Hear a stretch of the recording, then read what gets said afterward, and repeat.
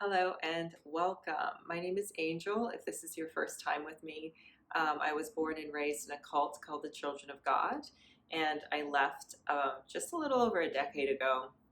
And I've been through this whole healing journey since then, and I've gotten to the point where I want to start talking about it and sharing it just in the hopes of normalizing the healing journey a little bit more. So, if this is your first time with me, welcome. If this is your like third, fourth, fifth, whatever it is, make sure to like and subscribe because it is helpful. Um, and then the story that I have today has to do with the part of your journey where you are trying to tell your story, but you're not quite sure who to tell it to, because my hope is that in telling this and in normalizing the healing experience, that people feel more comfortable to share what they've been through.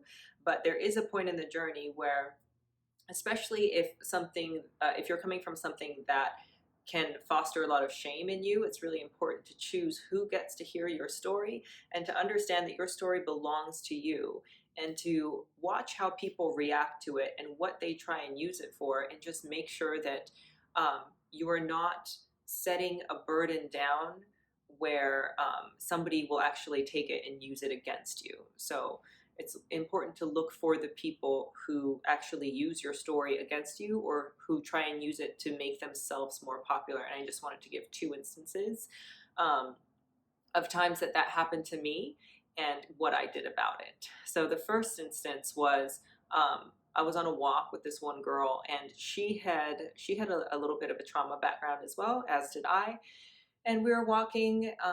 We were kind of like just starting to hang out together, and we were walking along this path, and we had both stopped talking. There was a natural lull in the conversation, and I had shared stuff with her. This was like our third or fourth time hanging out, but we weren't that close. But I had shared a little bit with her, and there were two guys coming towards us, and we were on this trail, and we were walking this way and they were walking this way, and we weren't speaking. And right as we got to pass them, she turns to me and very loudly goes, "So tell me about all the stuff, the sex stuff that you got up to when you were in the sex cult when you were young." And I was like really jarred, because I was like, that came out of nowhere, and like just as these men were passing. And I would like kind of looked at her, and then she looked at me. She was like, "Oh my God, so funny. Did you see them? They looked at us. Like, they were like, wow, are those girls in a sex cult? They loved it." Anyways. And then she went quiet. And I was just like, what on earth? Like, she clearly was trying to use whatever it is that I had shared with her. um, she made it about herself. She took like everything that I had told her and tried to use it to get a stranger's attention, like with no regard for how it would make me feel, or no regard that maybe I don't want these strangers to view me as somebody who had like ever been in a sex cult. Like, that was my story to tell, and she just used it in this moment to try and get attention on herself. And I was just like really shocked, and I was like, why did you do that? And she was just like, oh, just like, did you see? Like, they looked back at us. They were looking at us. And that was her entire explanation of why she had done this.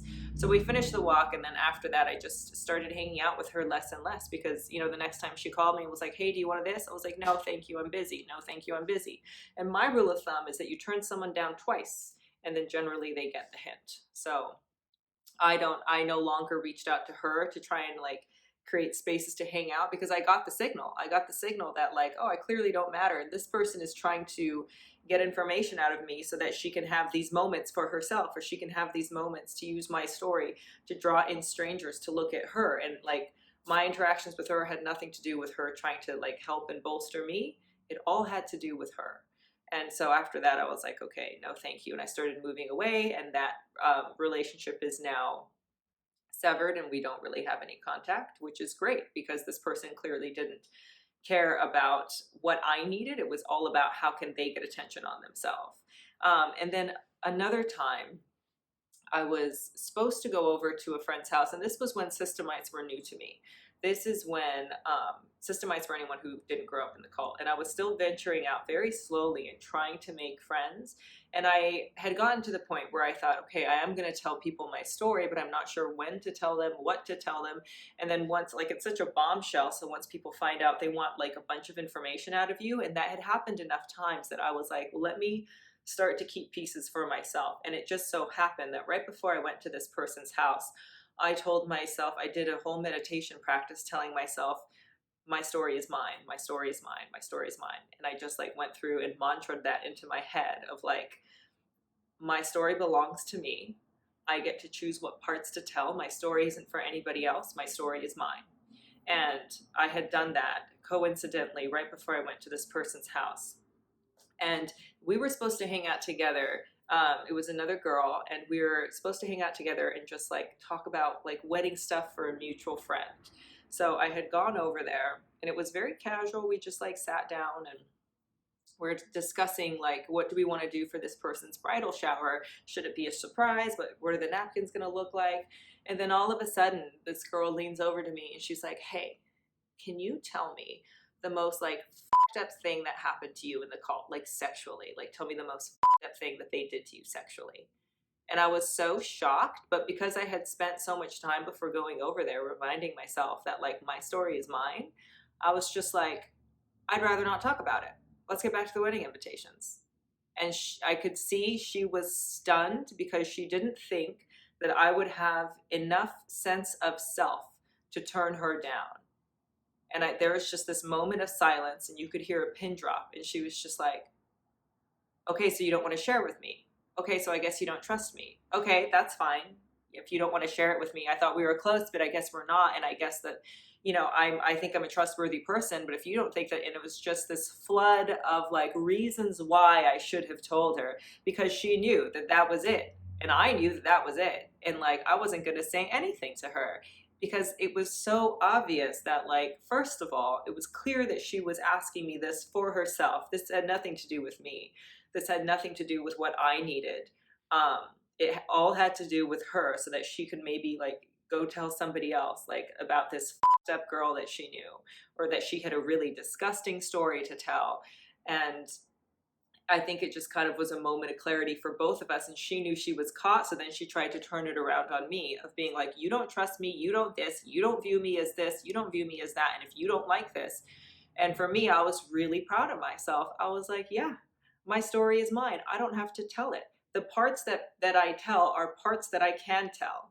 There are, and I'm very, very blessed that because I have such a low bar, I don't think that what I went through was that bad. There are people who have suffered much worse than I have. So even though the story that I would have told in that moment wouldn't have been like, quote, that bad, it was still mine to tell or not. And like all parts of your story belong to you, and it's important for you to know where to set them down, and that you don't have to set it down. You can keep 100% of your story. You can go through your life never telling it. And it is also important that as you begin to tell it, you remember that your story belongs to you.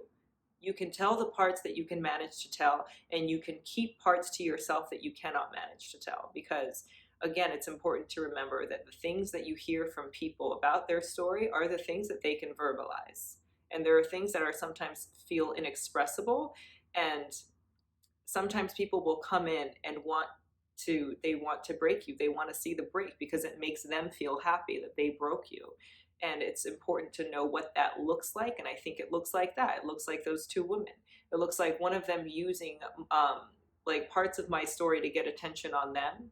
And it looks like the other one asking you what fucked up, like how fucked up are you? Because both of those things had nothing to do with me. There was zero compassion in there for me. I didn't feel safe in both of those instances. So it's important that as you tell your story, if you ever find yourself feeling unsafe or getting a danger signal, or your gut says, what is this? It's important for you to have those little things. Like, I was so thankful that I knew to say, I don't want to talk about it. And it is that simple, because your story belongs to you. And if you're ever in a moment where you feel uncomfortable, say, I don't want to talk about it. And then the person on the other end then is faced with a choice. They can tell you, you have to talk about it, which exposes them as the horrible, discompassionate person that they are, or they have to say, okay, I'm sorry. Those are their options.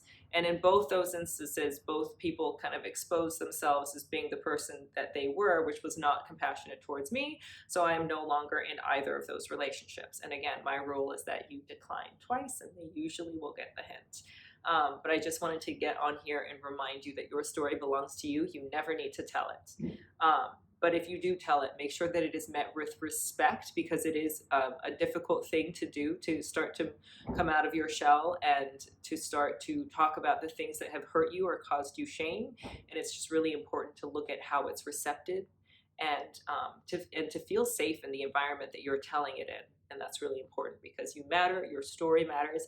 And if you are able to share it, good for you, but also give yourself permission to keep parts of your story to yourself, because again, your story belongs to you. So that is what I came on here to say today. Hopefully it was helpful. And again, as always, if you have a story about like a moment like this, or if you have a moment where or phrases that you say to keep yourself safe when someone is trying to get like too close to the parts of your story that you don't want to tell, then drop it below, because it would be helpful. Otherwise, thank you for being here, and I will see you next time.